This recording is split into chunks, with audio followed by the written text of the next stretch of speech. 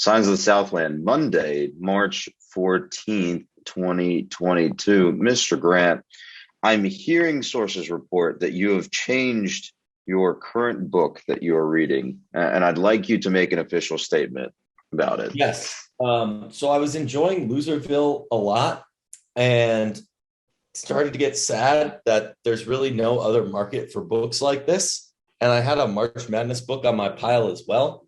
That has been good, but a little more generic. Love John Feinstein, but a little more generic. So I pivoted to that. It's currently going fine, and I'm enjoying that too.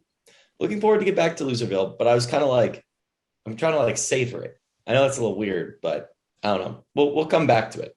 It's in a very specific niche of sports sociology and sports history. So I And definitely understand where you're coming from.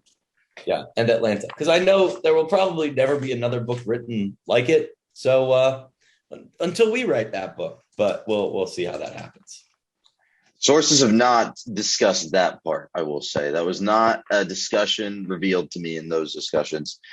Let's get started with our discussion of the Georgia Tech sports ecosystem with the Club Sports Network, starting with hockey. Yeah, well, I know we talked last time out that they were probably on the outside looking in of the College Hockey Federation Cup, but they're not. They're actually the number 14 seed out of 32, which very much reflects a great year that they had. So they'll be playing up in Westchester, Pennsylvania this upcoming weekend, or I guess the 19th to the 20th. Yeah, so this upcoming weekend.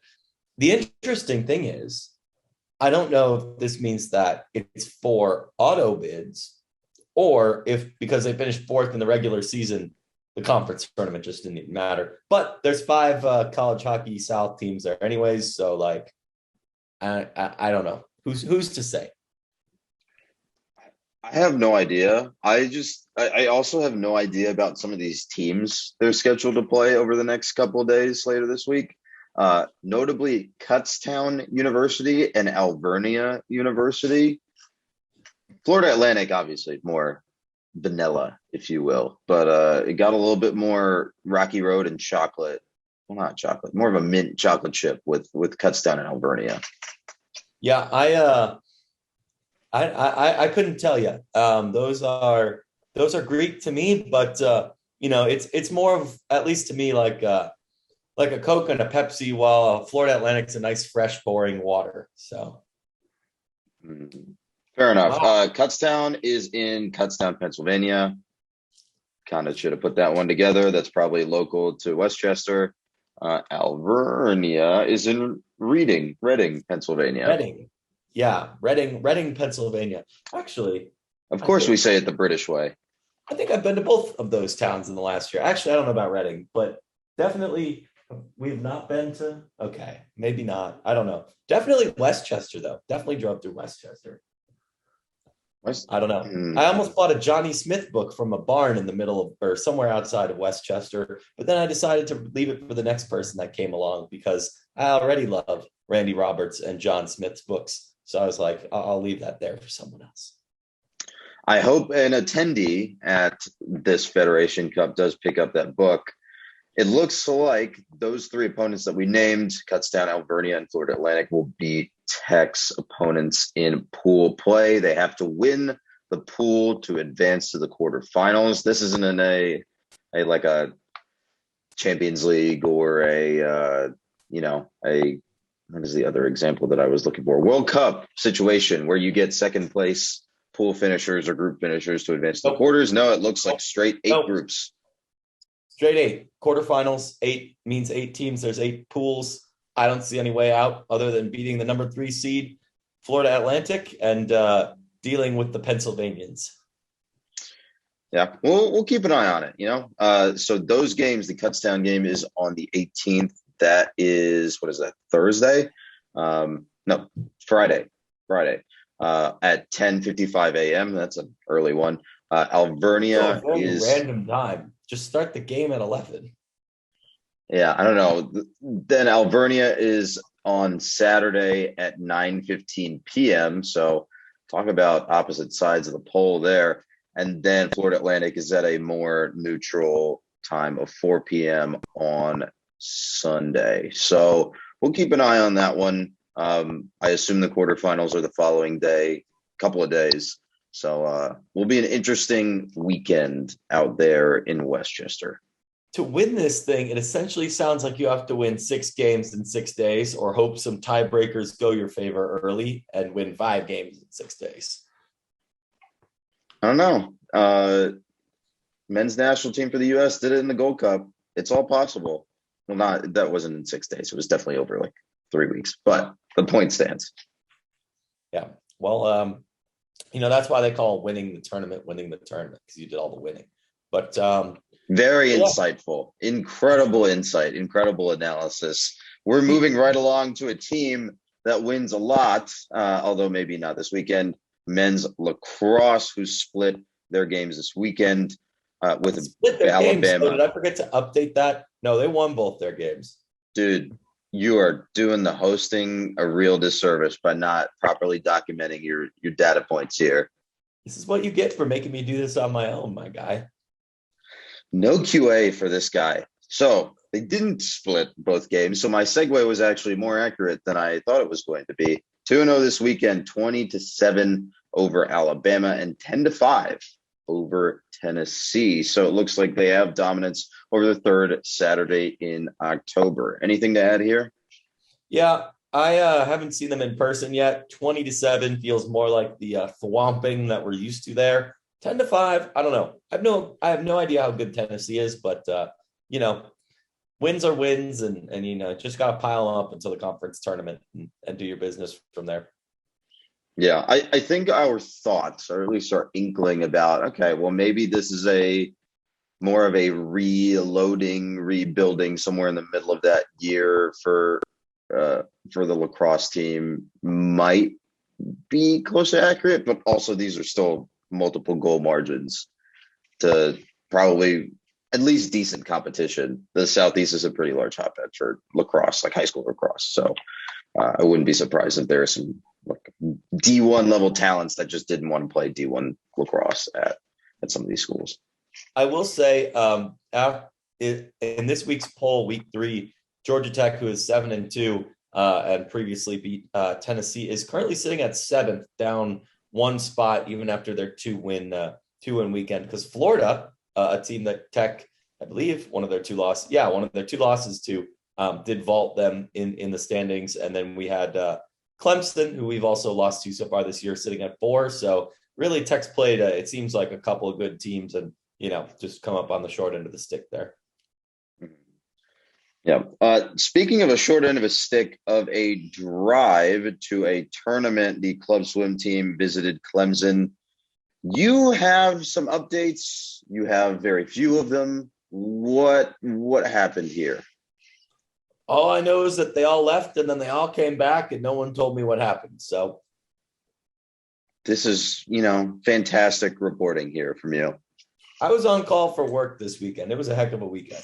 That's all I got. Amazing. So we'll probably get an update from them eventually later this week. We'll follow up. Hey, if it takes me going to Clemson myself to find out, I'll go figure it out in 2 weeks and stop by Fike. I'll be up there for Louisville Clemson softball. But what an intrepid reporter. Speaking of softball, he's teed me up perfectly. Let's head over to Mewborn Field, where Georgia Tech faced off against number 3 Florida State. They did have one other scheduled midweek game versus Middle Tennessee that was canceled due to weather, I believe. However, Tech did get swept on the weekend versus Florida State. They lost the Friday game 4-1, and then there was a doubleheader on Sunday due to weather. On Saturday, they lost. Wait, this one wasn't a doubleheader? Doubleheader Friday, my guy. Doubleheader Friday. I need to get better at preparing for these. Doubleheader on Friday, so they lost the first game 4-1, lost the second game in 12 innings, 6-2, in which the 4 winning runs for Florida State were scored in the 12th inning, and then they went the distance versus FSU in the last game on Sunday because there was no game on Saturday.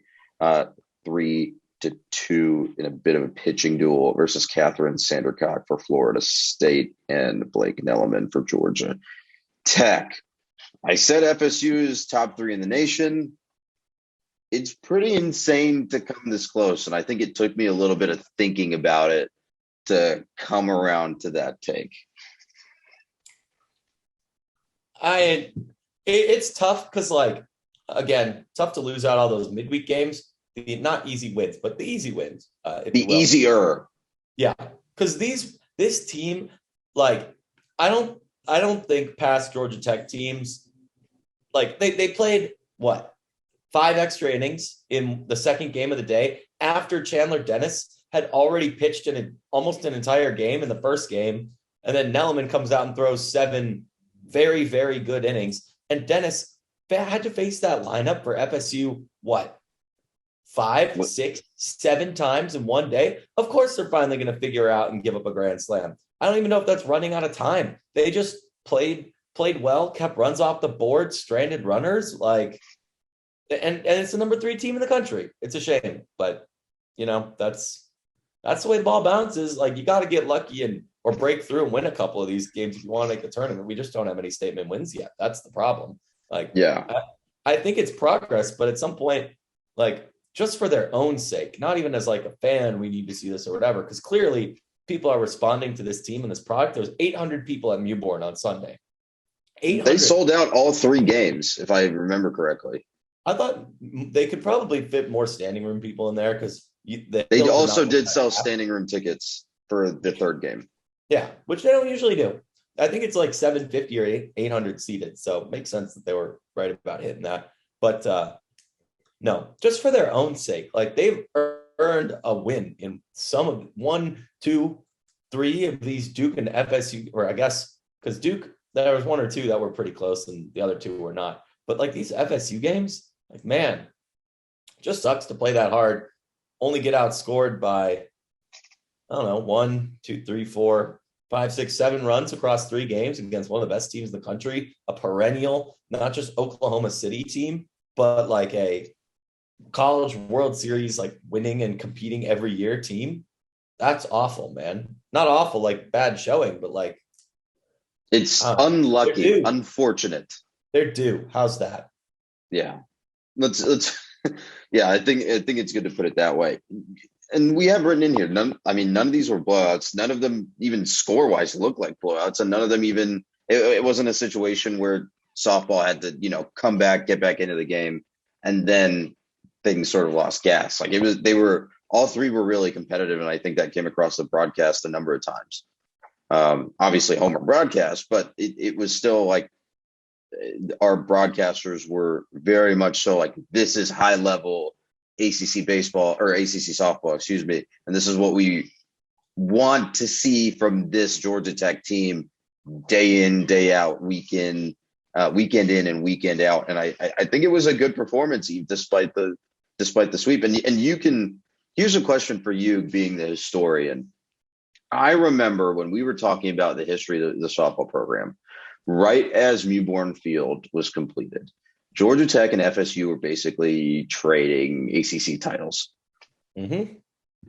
And also, feel free to censure me if this is going to be an outrageous statement, but would you say this is the most competitive this kind of series has been since those days? I will say the 6-game in one weekend slate versus Clemson and FSU was kind of similar last year. The games weren't quite as close. There wasn't the 12-inning duel kind of thing. But like, in terms of, at least in the games I've seen, I can't really, I'm going to be honest, I'm not an expert on the history of 2014, 2013 era Georgia Tech softball, but at least since I've started paying attention to the team, spring of 2017 when I was a freshman,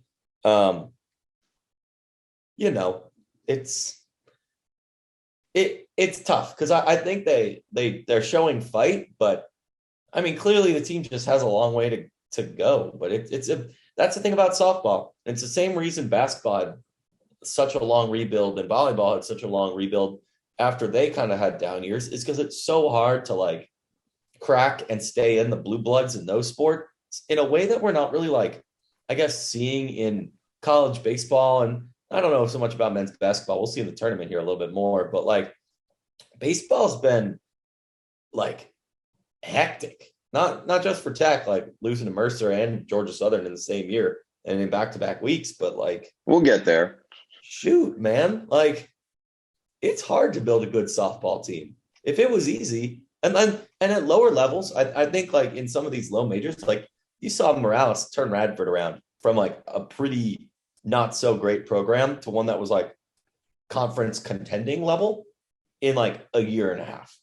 But when you're in the ACC going up against, arguably the second most storied softball team on the planet, that being FSU behind, not on the planet. I guess USA softball is pretty good too. But like USA softball, Oklahoma, maybe UCLA. But like it's in the top five. Yeah, FSU's right there too.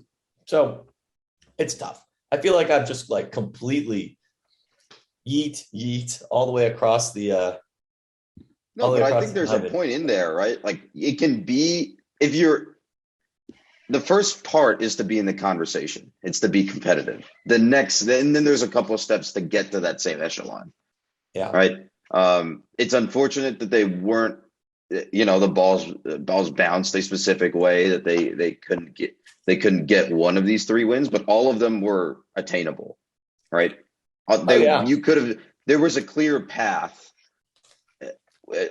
to all of these that wasn't something that you had to algorithmically or mathematically put together. Like it's literally a couple bounces here and there. Yep. Also on the weekend, I think it's telling that we were just like, all right, piggyback Blake until she can't throw anymore, and then throw Chandler, or throw Chandler until she can't throw anymore, and then it's time to bring in Blake. On the weekend, Dennis threw on Friday 2 2/3 and then 5 in the second. So that's 7 2/3 innings, while Nelliman threw 4.1 and then 7 for 11.1 innings in one day, which is a lot. And then they came back on Sunday and threw 3 and then 4. So that's that's a lot of innings, and it's tough. It's a lot of innings, especially split across your top 2 pitchers when FSU is not riding their starters anywhere near that hard. Well, I will say we saw Watson, Sandercock, Leonard enter, and who's the third one that we saw? It's just those 3. So we saw Sandercock in 2 different games and Watson in 2 different games, and both of them are pretty darn good pitchers. So I wouldn't take it too hard or anything like that, but it's just tough. Like that for how much Tech could have had out of it. You'd think they'd break through it in one of the games, or you'd hope, not think. I don't want to be unfair here. I think the team played pretty great. I'm not going to complain about any of that. And averaging over 700 fans per game on the weekend, this is for a team that got swept. This is about as chin held high of a sweep, I think, as you could take, because they kept battling too. They didn't give up when they were down with their backs to the wall in the doubleheader, which that was a Trisha Awal double in the bottom of the 10th, tied it at 2 after giving up 2 in the top of the 10th, which, mind you, this is not baseball. That was the 4th extra inning. They played almost an entire second game. Mm-hmm. Or almost an entire third game of the day. Game. It was a 4-hour long softball game. They basically played 4 games in this weekend. Yeah. But ridiculous. I don't know. I feel like we're just nailing the same point over and over and over again. And the nail is very firmly into the tree here. There's probably something else we could draw from this, but I don't know. I don't want to act like the world's ending. We got swept by a really great team. We're 15-8. That's not a terrible place to be. I don't want to besmirch Louisville, but this weekend's looking kind of winnable, man. I'm sure your sister will be delighted to hear that news. You talked about Louisville. Let's move on to talk about the schedule for this weekend. They will play Louisville on the road in Louisville, Kentucky this weekend. But first, they will play Athens in the midweek. I believe that's tomorrow at 6. There Question is a mark. weather situation tomorrow, so I don't know how that's going to work out. Okay. But I mean, Athens softball is a really good team.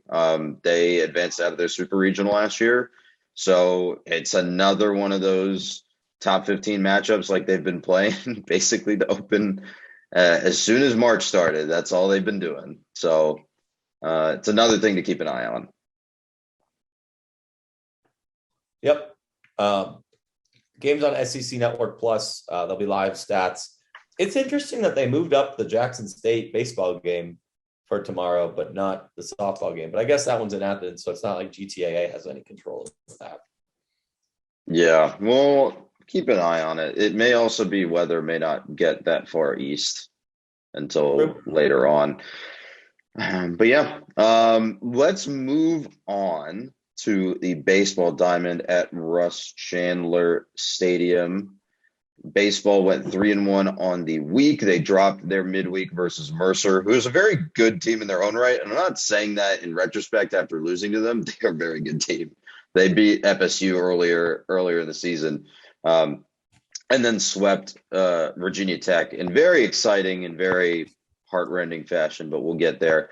Tech is now 13-3 on the season. D1 baseball has them at number 10 in the nation in today's poll. Before we get to talking about the VT series, and both of us caught a bunch of that this weekend, what did you think about the Mercer result? Is there anything that we can take away from that as we look towards analyzing the VT series? I think this whole year, these midweek games have been just all over the place, man. Like the whatchamacallit, even the Mercer, like Mercer FSU one. I think FSU might be a little bit overrated, sitting at number 8. I'm not so sure about that one, but I don't know. Like, what was I just saying? Like, these teams are super old. Like the MLB draft change plus COVID, both happening at the same time, has led to a lot more talent staying in baseball, and that means top guys are staying at top teams. They're guys, maybe they're transferring if they're not seeing playing time because people above them aren't getting drafted. People are sticking around, being 4th and 5th year seniors at some of these schools. Mercer's not a bad team. Mercer, for those who are Tech fans of a certain age, might remember that that's where Kel Johnson, who was basically supposed Poor to memory unlocked. I was gonna say, like, he's supposed to be like Andrew Jenkins before Andrew Jenkins was Andrew Jenkins, but probably, I don't know. He was the guy, right? When it was him and Joey Bart, they were the guys. Dude. Yeah. Yeah. And then he got injured. Yeah. He got injured. I don't remember what year it was. I think it was 17. He got injured. The season kind of took a nosedive from there. And then he ended up wanting to go to dental school. So he grad transferred to Mercer. And then we saw him in 2019. So interesting. It's a good program. And it's evidenced by some of the wins that they've had. And even like last week, I mentioned that they had really good promos for their games with the bug spray. I thought that was a nice touch, but I have to agree. Especially Tech has had a lot of trouble in these midweek games. Mm-hmm. I think so too, and I mean it's kind of a symptom of the pitching, but we can dive into this when we start talking more about the little hokey adventure. But it was a hokey adventure, let's be clear, it was a hokey adventure. For all the midweek questions I think we've had, I think this weekend series really cleared up some mound stuff, at least in my opinion. I don't want to speak for you there, but I think I'm still kind of on the fence. I don't have the pitching performances in front of me. I assume you do, but just based on vibes, let's say you're usually the vibes guy and I'm usually the stats guy, but let's switch positions here for a sec. Just based on how things were going, and I was at most of the Saturday game or most of the Sunday game, and then watched bits and pieces of the Friday game, and then was following the second Sunday game for most of it. The pitching performances, once you got out of the top line guys were weird. And it was kind of to be expected. I think Maxwell was handling himself pretty well in the first game on Sunday until he ran into some trouble with back-to-back homers. That is obviously not what you want to see. And it put VT back into a game that they were definitely not in right before that. That VT's pitcher in that first game was having some trouble. Well, then they got Immediately. confident, which is bad. Yeah, and then they made up almost the entire deficit on 2 back-to-back home runs. So that was definitely a little concerning. I will say though, I think the Sunday game, especially late on, and the Sunday game went late. Like I think that went to 14. So you have another team that played almost 4 entire games this weekend. The second Sunday game, we saw a cavalcade of lineup rotation, all over the place, right? And especially on the mound. Cody Carwile put up a really good performance. Dawson Brown, I think, had a bit of a rough go in a couple of these spots. There was another freshman whose name I can't remember right now. Oh no, Dawson Brown was the one who had a really good performance in that second game. He was roughed up a little bit in the Friday game, but I think we saw flashes of what a pitching staff, what a fully competent pitching staff could look like. It's just the puzzle pieces are all jumbled, right? We got to put some things together, structure a bullpen, structure a rotation. Based on the data that we have now after one ACC series and all of this non-con play, and optimize what we're doing on the mound as we move forward. Maxwell, not to harp on this, in 2 innings through 76, 2 and change innings, through 76 pitches and had a whip of 4. I don't love that. I'm going to be really straightforward there. However, no, I agree. However, I think Cody Carwile, for the second straight week, piggybacking off of a Maxwell start, has looked fantastic. 1 hit, no runs, no hits, no walks, 2 strikeouts in 4 innings pitched and 13 batters faced, and pitching out of a bit of a jam that he came into in the third. That's a guy who eats innings in a way that, and has now a couple weeks in a row, in a way that I don't think we've seen in a hot minute at Tech. And especially, he's getting out of these jams, which I think is the most important part. He keeps that game from VT getting fully back into that game. Yep. Right. Especially if your starter has just thrown 2 meatballs for homers. Like I don't want to be blunt. I don't want to harp on it, but the fact that they hit 2 homers in a row, like they're locked in on something that he's doing. Right. Those were bombs. Those were not. Yeah, they were not normal homers. They hit like 20 feet on the fence or on the netting out in left field, 20 feet above the fence. So you're talking about they had locked in on something, and Zach wasn't able to adjust, which is unfortunate. And I hope that he's able to work that out. But it was good to see Carwile come in relief and dominate what was starting to be an explosive VT lineup there. Yeah. Also, shouting more of the bullpen out, because that's currently my screen in life. Crawford, 6 runners, turned in 2 runs over 3 innings pitched. That's pretty good. But Dalton Smith, like you already mentioned, 1 hit in almost 3 innings of work, and 2 walks. That's very solid. Only faced 10 batters. Medic led up 2 in 2 innings, which is fine. He ate some innings there, almost 3 innings of work. And then Josiah Siegel, pretty okay in 2/3 of an inning. Dawson Brown did not yield a hit in his 1 1/3. And then Logan McGuire. He may have given up a run, but in 2 1/3 innings of work, he split 2 hits around no walks and had 4 strikeouts. Where has this guy been? Because I like that.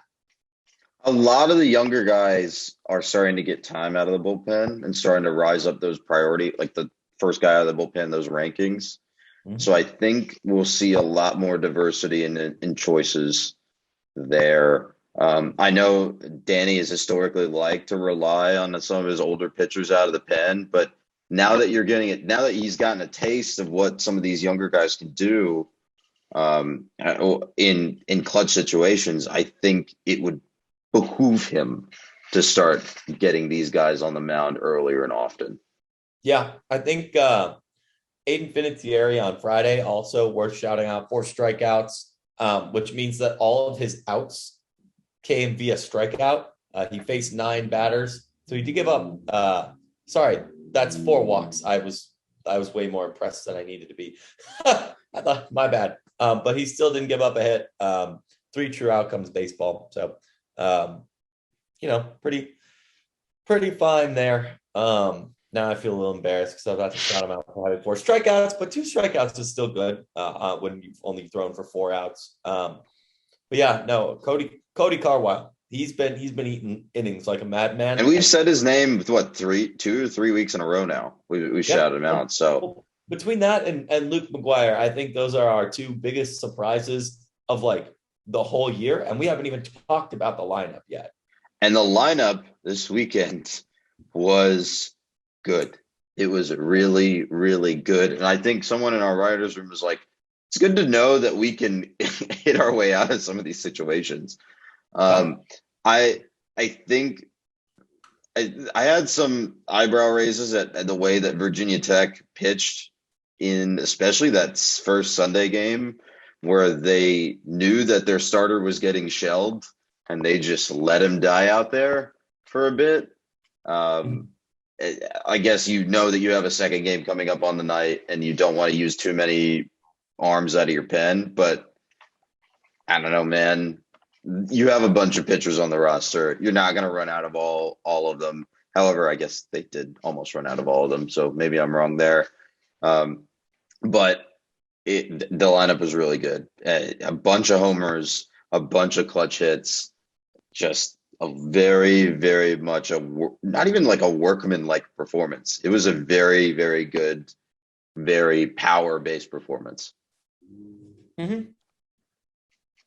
I agree. And I think the situational hitting for this team, situational hitting and situational base running has really been a hallmark. And that's been great to see, particularly, I mean, the 14th inning last night. I don't think we can even talk through that. You have to go watch that in person, right? Like that game was tied on a suicide squeeze drag bunt for a hit. It's the most Danny Hall crap I've seen in a long time.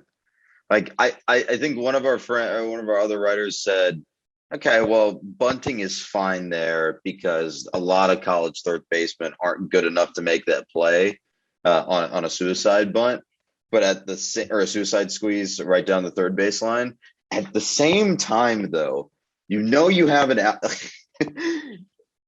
Just bunting in that situation, and I think I forgot who it was at the plate. So I think it was Bradley Fry was at the plate. I think he's a freshman. Just bunting in that situation with 2 outs and runners on the corners is a take. Is not necessarily something that I would have chosen, but it worked out, I guess.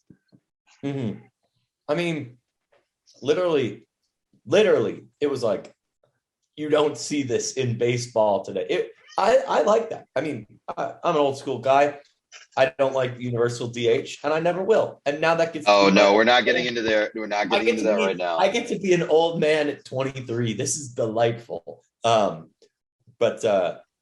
Yeah, no. I mean, the situational hitting's fine. I'm a little concerned. Chandler Simpson apparently out with injury. I have no information there. I do not want to speculate on potential injury, but good to see Stephen Reed play in the second game after getting into a collision at second base. That one I will talk through because he did come back and play a whole second game. So that's at least some good news. Yeah. My last note on baseball is that these gold jerseys are great until you look at the numbers on the back. You got to do navy numbers. You cannot do gold numbers on the back. That's It's on a gold jersey. it's That is gold sucks. metallic on gold fabric. That's a lot. That's very tack, actually.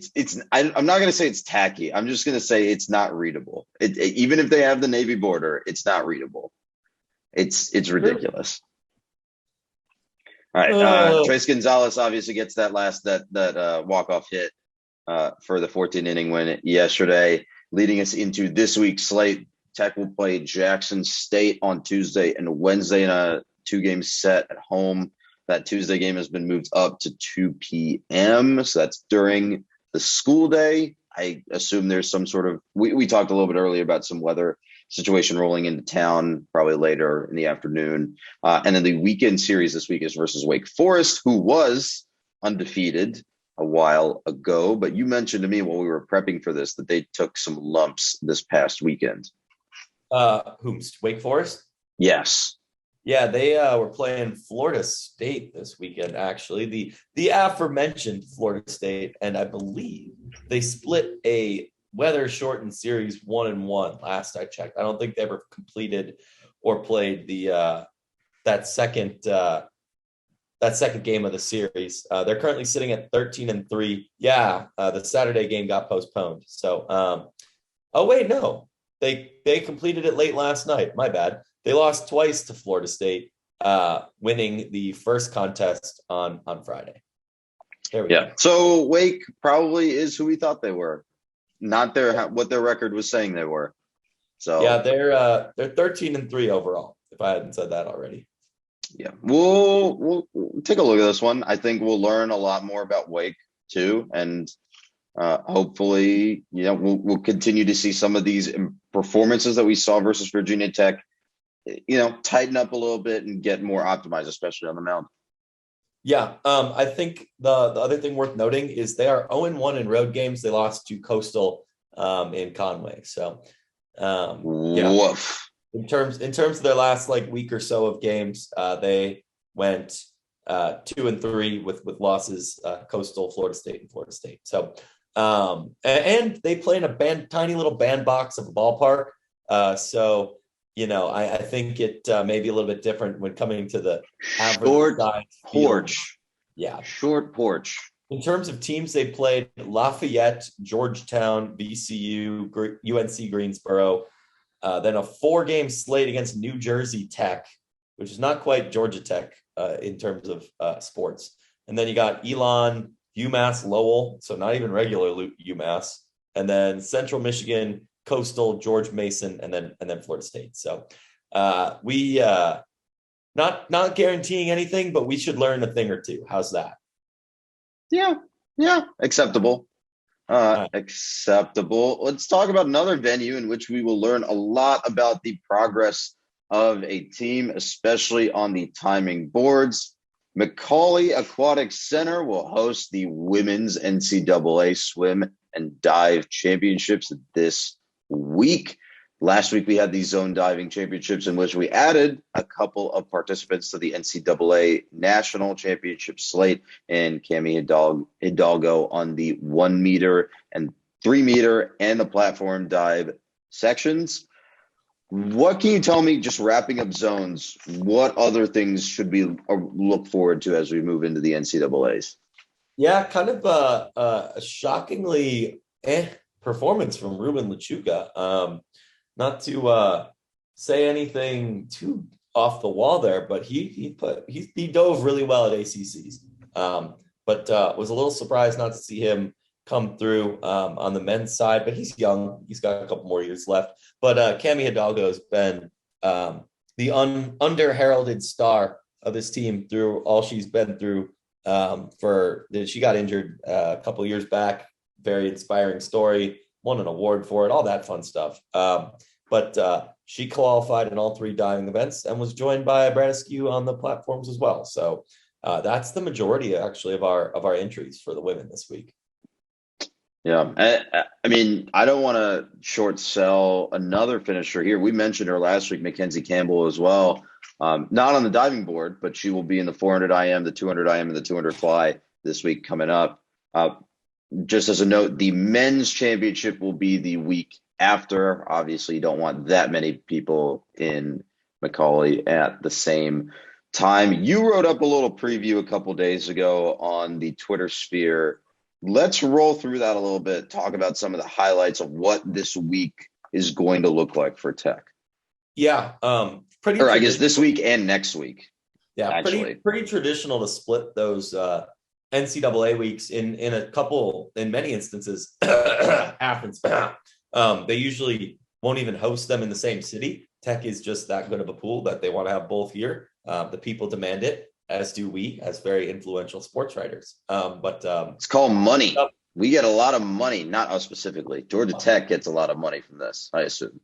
The year I was treasurer for the swim club, the check we had to write as a student organization to use that pool for nationals. Oh my goodness, they must make even more off NCAA.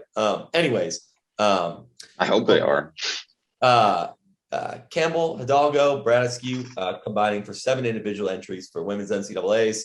We talked about the diving for 4 of them. Campbell will swim the 200 IM, 400 IM, and the 200 fly. The men get a couple more entries. They have 15 of them, 4 individuals and 4 individual participants, 8 total athletes because they have relays as well.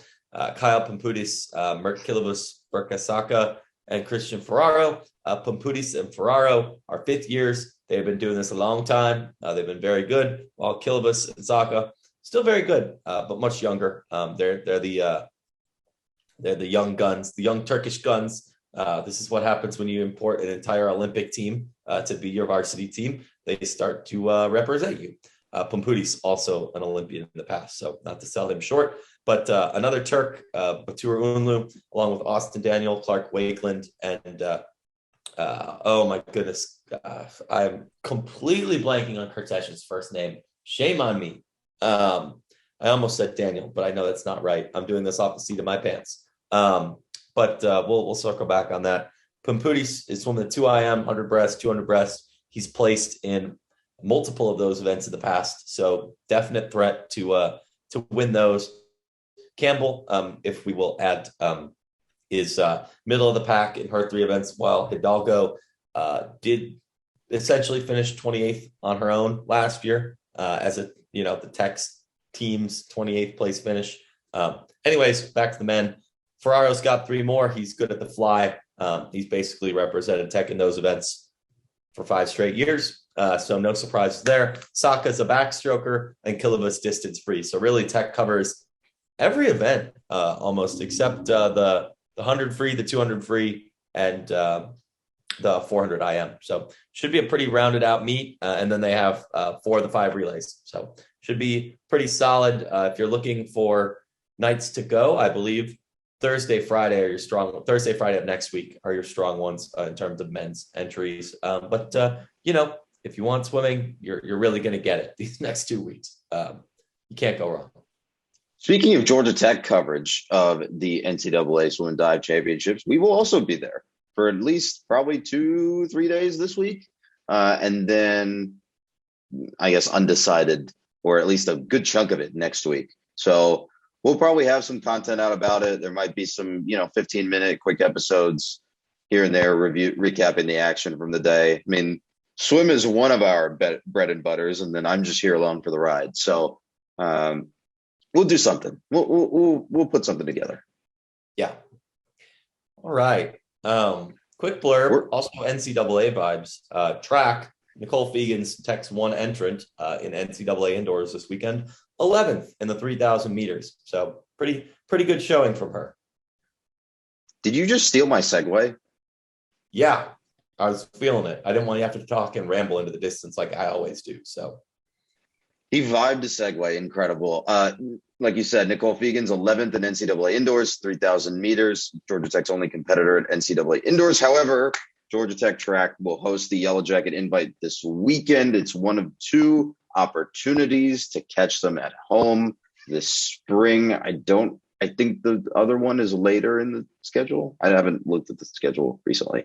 But yeah, it'll be an interesting meet. Do you have a list of the teams who will be coming to compete?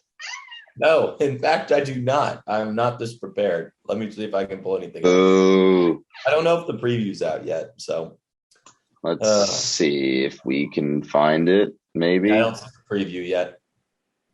Well, we promise it exists. This meet is happening. I'm sure people are coming. So should you. I mean, it's an interesting sport to watch in person, Dang it. especially if you haven't been to a track meet before. It is Daniel Cortez, by the way. The first name I forgot. I was like, it can't be Austin Daniel and Daniel Cortez. That's too easy. So my apologies to both Daniel's first and last name. I looked Womp that up. womp It's driving me nuts. womp womp. Do you have any other thoughts on track, which is what we were talking about? Nope. Fegans is literally doing it all. Good at school. Runs I think the SOB too, the Student Athletic Board. Like getting 11th in the country, All American. Can't ask for much more. I think she was also named an All American. I don't know if I said that or you said that. She was also named an All I American for think I this literally performance. just said that. We're good. We're on the same vibe. Cool.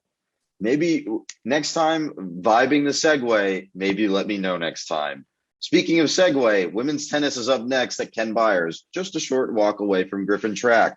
They are ranked 36th in the nation. They dispatched two ACC opponents this past week, Louisville by a score of 5-2, and then Notre Dame by a score of 6-1. The ladies' tennis program is rolling. What say ye?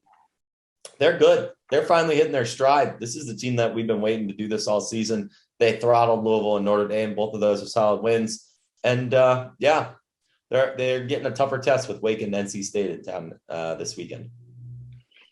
Yeah, it's going to be. I think we talked about this last week. As we get further and further into the slate, and as we sort of face some of these triangle teams and the Tobacco Road teams, they are just so good at the sport. It's kind of they're good tests, right? They're really good tests to see where this program is at, especially as it recovers from losing two of the best players in program history.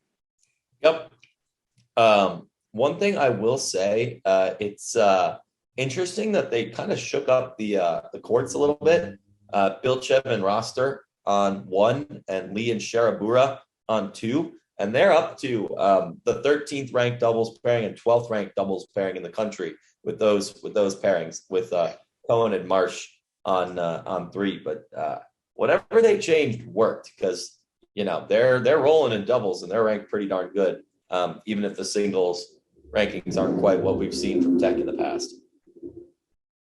Okay, it's interesting that we're still playing with the lineups this far into the season, I think you got to do what you got to do. Something wasn't working, and Rodney made the switch, and Coach Harmon made the switch.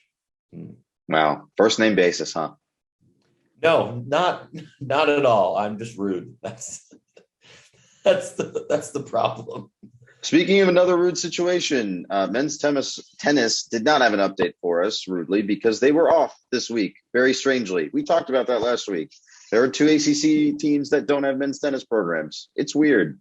But they are facing Virginia again, and then Virginia Tech this coming week. They are ranked 51st in the nation. Virginia is going to be a tough out. We already saw that earlier this year. What do you have on Virginia Tech? Like in terms of like vibes or like actual tennising? Give me both. I was going to say, because I feel very different about Virginia than I do about Virginia Tech. We've already seen Virginia, like that.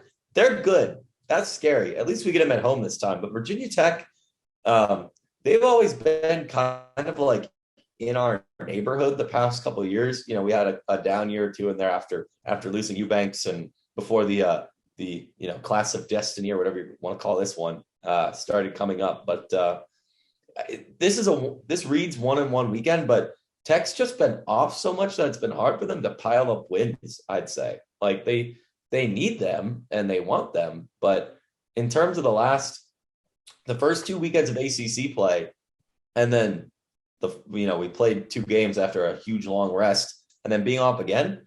They spent 3 of the last 4 weekends of ACC play like scrambling to add a doubleheader against the Citadel through no fault of their own, and then off. Like, it's just a really weird schedule, and like they need wins. They need to do some work in terms of being ready for tournament time, but they just like haven't been able to. Like, again, no fault of their own, but just very weird in terms of scheduling this year.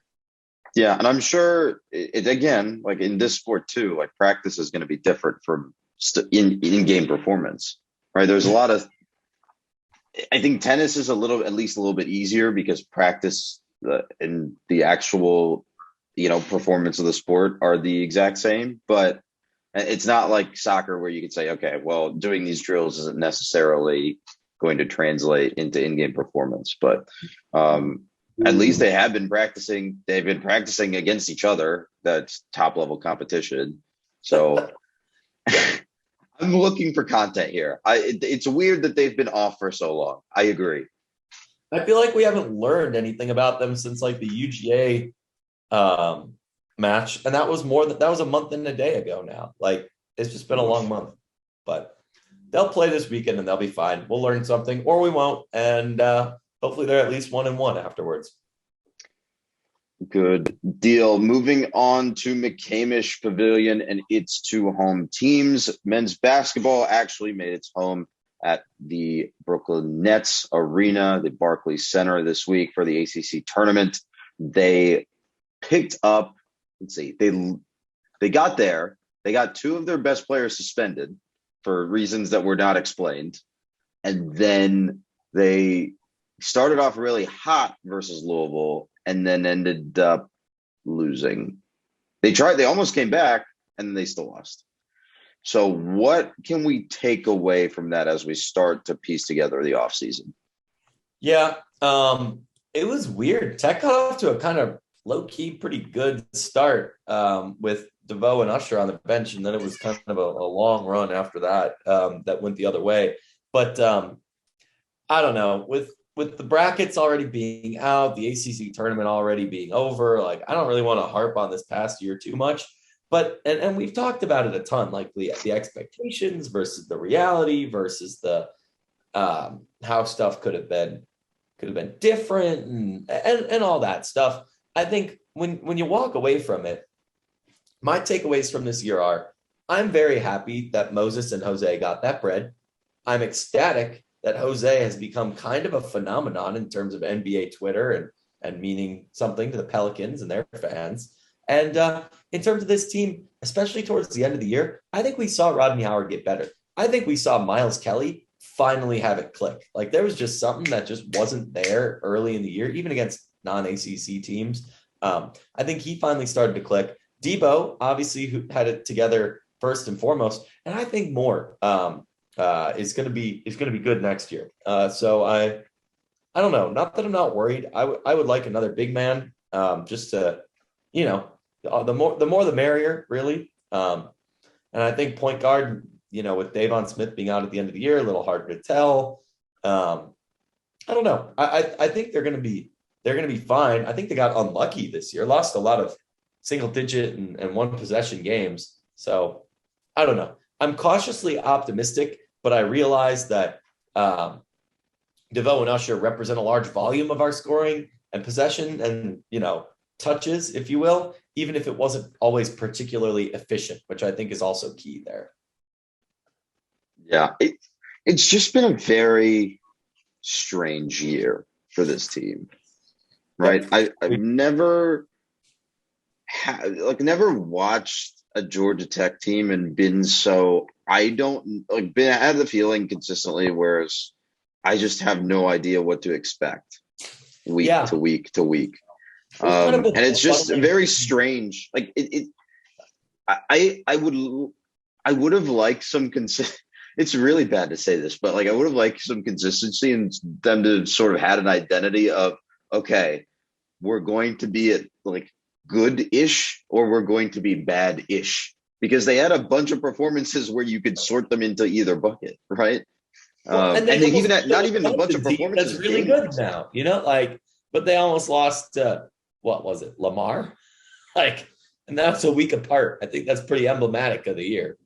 The whole year was like that. It's I think we've talked a bunch about, like you said, we talked about the expectations. We talked about the roster change. Like we talked about, okay, well, they made the tournament. The original mission of Josh Pastner's tenure was a success, and that they got old, they stayed old, and they made the tournament. What comes next is sort of the question that we've all been pondering. It just might take a couple more, at least another year to get a good answer to what that looks like, especially in a weird, because of the weird transition year, where they just couldn't really, that roster wasn't set until basically the season started because of some of the draft shenanigans, right? So we'll see. Michael DeVoe, Khalid Moore, and you have Michael DeVoe on here twice. I think you mean Jordan Usher, and then Bubba Parham are all graduating or leaving the team. So Godspeed to them. Success in whatever they do next. Hopefully, it's going to be a very different team in a lot of ways next year, and I think this one definitely deserves a deep dive by someone that probably knows more about basketball tactics than we do. We'll have to get someone on. Yeah. That's a desperate call for more basketball content, but we'll get there. The bat signal is up. Cross promo with Batman, obviously. Moving on to the other half of McCamish Pavilion and the Zelnak Center. Women's basketball had selection Sunday yesterday. That's why we delayed recording until Monday. They were awarded a 9th seed in an at-large bid to the NCAA tournament. They will play number 8 seed Kansas in the Stanford pod of the Spokane region. So that all three games will be hosted at Maples Pavilion in Stanford, California. Tech will tip off against Kansas at 7:30 p.m. on March 18th. So that is Friday. I did not see an ESPN network listed, but rest assured it is on somewhere in the ESPN ecosystem. Just a little bit of history before I pass it over to you. Tech was last a 9 seed in the 09 tournament. Funny how that works. They dispatched number 8 Iowa by what looks to be, 14 points in the first round, and then got blitzed by number 1 seed Oklahoma by 19 in the second round. What do you got on this placement, first of all, before we talk about the opponent? Yeah, I mean, it's a little bit lower than I expected. I think maybe a 6 or 7 seed is probably more deserving given the overall body of work. But I understand that the icy skid into the playoffs is never really a good place to be in terms of when the seedings happen. Like if they just put together this like general record, but like sprinkled the losses around a little more evenly, as stupid as that sounds, I think it looks a little bit different. That being said, I also think it's kind of fair. It's a little bit scary to almost certainly be playing Stanford in the event that a win happens on Friday, which, that's your favorite team. So I'll let you talk about them. But not. Let's be clear. Let's get that bit out of the way. That is a defending national champion Stanford team that is playing games on their home court. It's a scary proposition, but I don't necessarily think Kansas is to be underestimated here, right? Especially with the me though. Go for it. North Carolina getting a 5 seed. That's what floors me. I don't really get how Mr. Ain't played nobody or ain't beat nobody all year that gets shellacked by Georgia Tech and the powers of the conference gets to be a 5 seed in Greensboro when we have to trek all the way over to Silicon Valley.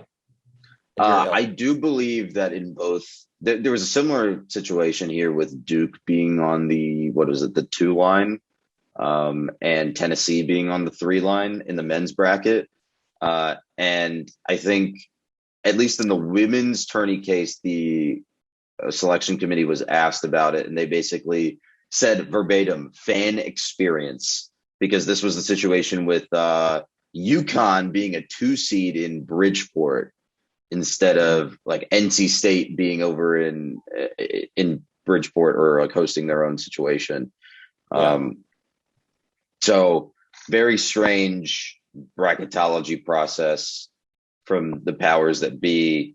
No, hold on. I'm gonna get on my high horse here. You cannot justify seeds and a tournament and say that fan experience is the thing that's driving the matchups.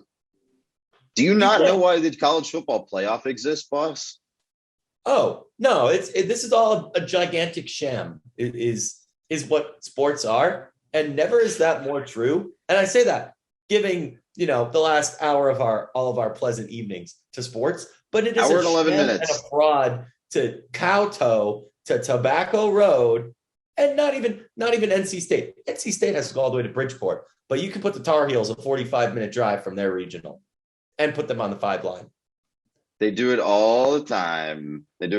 Also, that Greensboro region it's got UNC at the 5. It's got Miami, surprise Miami, which I think played their way into the tournament picture the last couple of weeks. On the 8 line, Florida State, just to round out some of these ACC inclusions while you're mentioning it, Florida State is in the first 4, also in the Spokane region. Virginia Tech is the 5 in the Spokane region. I think they're playing Florida Gulf Coast. Louisville, obviously a 1. That they're in the Wichita region, and NC State is 1 in the Bridgeport region, as we mentioned before. Notre Dame is the 5, also in the Bridgeport region. So 8 ACC teams in the field. I think that's the most in a while. For really good showing, just looking at the number of teams that made it, really good showing for a really strong basketball conference this year. I clicked on the bracket and it pulled up an ad. Unbelievable. Just to round out our pod, I already mentioned that Tech is playing Kansas. You mentioned that Stanford is the 1 seed in that region, and on the other end of win for either Tech or Kansas. Stanford is playing number 16 seed Montana State in their matchup. So interesting little pod at Maples Pavilion in Stanford, California. Just a minute while you do some research on the bracket, because I know that's what you're doing in the background. The Jayhawks have not made an NCAA tournament since 2013. That is weird to say when you think about Kansas, but also this is the women's team, not Bill Self and the men's team. So still a little interesting. The Jayhawks finished 38th in net rankings. They finished 20-9, 11-7 in Big 12 play. I think when we were talking about this before we got on the air, he says, because podcasting is a live medium. You had mentioned that they had a really solid set of performances, a really consistent set of performances, but they didn't have any signature victories. They did play Oklahoma, a pretty good Oklahoma team that ended up beating them in the quarterfinals. They beat Oklahoma earlier in the season and then lost, like I said, that rematch in the quarterfinals of the Big 12 tournament late last week. So a bit of a mixed bag for Kansas, but obviously, like, there's their first tournament in almost 10 years, right? That there's nothing to discount that. We had that experience last year. So it'll be a very interesting matchup. I don't really have much more in terms of preview content, so I'm hoping you do here. Yeah. I mean, I don't know a ton about Kansas in terms of review stuff. I mean, they're well prepared, boss. They've only beat 1 team currently in the top 25 of the polls, and that's Oklahoma right before tournament time. They played a bunch of good teams, but they've really just kind of taken care of business and found themselves in the tournament picture. What they did is play all year. They're the quintessential 8 seed right now. Yeah. They're just a very, very solid team. Like you said, they took care of business, and that is definitely one way to make a tournament without necessarily signature wins, right? And we're talking about them matching up against a Georgia Tech team that has definitely been reeling the last couple of weeks, almost for about a month now, honestly. So I think this presents a really interesting matchup on Friday between 2 probably pretty evenly matched teams at the end of the day. I haven't seen a point spread on it yet. I'm sure that there is a point spread out there. I haven't submitted a bracket for either tournament, so I don't really know what the state of play is in terms of public predictions either, but I did look at 538 predictions. Tech has a 60% chance to advance from this game. And then if they play Stanford in the next round, it's a 3% chance to advance from there. So unfortunate seeding situation, obviously playing into the one seeds pod, but at least the first round game is definitely competitive and it's definitely winnable here. Yep. I think that's a great place to leave it. Absolutely. Last bit of information that came down. Lorella Kubai is a finalist for the James Naismith Defensive Player of the Year award. I didn't see a date on when that's announced, but I assume it will be either sometime during the tournament or sometime after the end of the tournament. Just as a reminder, this year's women's Final Four is in Minneapolis, Minnesota, but it's at the Target Center instead of US Bank because I don't know, the NCAA is still lame. A couple other notes, actually. This year's women's tournament is the first to use the March Madness branding. And there's a bunch of other equality rules and equality configurations in play to make this a better situation for the women that participate in the tournament. Especially when, we looked at the situation that was going on last year when we had two bubbles and one group of individuals that's definitely more preferred in that situation than the other. Not to be that guy about the first four, but I wouldn't have mind if the men had just kind of chopped out the first four if we're making things equal. But that's a take only spicier by my baseball should just be 32 3-game series all the way through the College World Series. But that's just me too. Okay. We need to get you not talking about curmudgeonly things. Talk about the other bracketology that from the Rumble seat will be participating in this week. Yeah. Every year too, I plop out a meme bracket in terms of just a topic. The first one I think was the building bracket where we ranked the best building on campus. Shocker, Tech Tower won, I think. Yes. And then I think what did we follow up? We did the people bracket after that. Yeah, we did the people bracket. I think I still have the Heisman? document sitting around for that one. I think that was Heisman. I can't remember. But anyways, shocker. If it wasn't him, it was probably somebody kind of like him, Bobby Dodd, something like that. But anyways, this year, if you haven't seen it yet, and this probably goes live before I get around to posting the Twitter links and stuff for the new bracket, but we're going to do interactive on the site and on Twitter, a vote for the best sports theme in classic us website fashion. We're going to do something esoteric, and in case you're passionate about the fact that they replaced the college football music when they introduced the playoffs, this is your time to shine. So I won't spoil all of it. The old college football ESPN music is in there, though. I'm passionate about that. I think they've been slept on by the seeding formula, and I look forward to them dancing through the bracket. So go ahead and check yes. vote. The seeding. Hold on. Now I have to pull up some of the seeds. Nope, those are old. Do you want the fresh ones? I'll drop them right in the chat. No, I'll use the old ones just to do a live reaction here. I'm not going to mention any names. I have one. Is this not a full document? This document is empty. No, it's literally just a list. It is a copy-pasted list. Hold on. Okay, where's the list? This is incredible live audio. Here's the updated seeds. Obviously, I'm looking the March Madness team is number one. They're also out of 22? order. 22? For the MLS theme? I wasn't going to name it, but fine. Yes. I moved it up at your insistence. I don't think. Also, no Champions League anthem? Oh, yeah. I meant to replace that. I have to replace the Premier League with the Champions League anthem. Sorry. No, the Premier League one has also changed. So it really, they've done 3 in the last 4 years. So you really got to find one that's good. But the NBC one is pretty good. Anyway, this is not Georgia Tech. Yeah, this is not. Go vote. It'll be out. In terms of spoiling seeds, March Madness theme is number one because it's the best ever. But you guys can go prove me wrong. I think everything above probably 18 could have bet from 1 to 18, based on the day of the week. Any one of those probably could have been number 1, 2, 3. So, but the F1 theme at 12. Come on. The F1 theme is really good. I didn't believe it, and then I listened to it, and I was like, okay, this slaps. So, I thought you were randomizing all of these. No, I didn't. I decided to get rid of the randomizer and put my personal bias into things. Christ. Okay. Well, is that all? Is that all your setup for this?